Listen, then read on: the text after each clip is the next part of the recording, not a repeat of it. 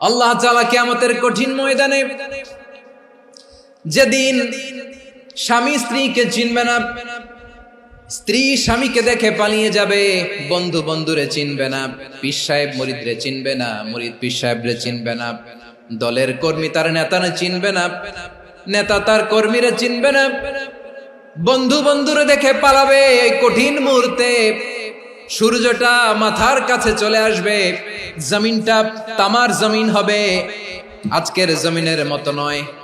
মানুষ ঘর্মাক্ত, ক্লান্ত, শ্রান্ত মাথার মগজগুলো কানের ছিদ্র আর নাকের ছিদ্র দিয়ে বেয়ে বেয়ে পড়বে।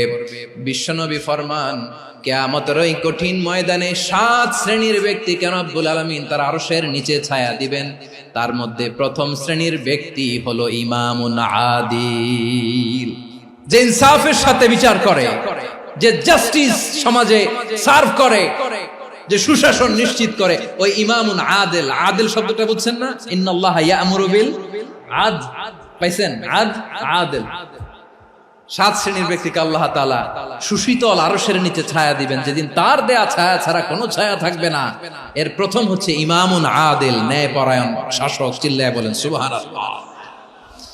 আবার বিশ্বনবী বললেন, ইন্নাল মুকসিতিনা ইনদাল্লাহি আলা মানাবিরা মিন নূর আন ইয়ামিনির রহমান। কিয়ামতের দিন যারা ন্যায় পরায়ণ হিসেবে আল্লাহর সামনে দাঁড়াবে, কিয়ামতের দিন রব্বুল আলামিন তার আরশের ডান দিকে ওই ন্যায় পরায়ণ লোকদের জন্য আরশের ডান দিকে একটা নূরের মিম্বারে তাদেরকে বসার সুযোগ করে দিবে।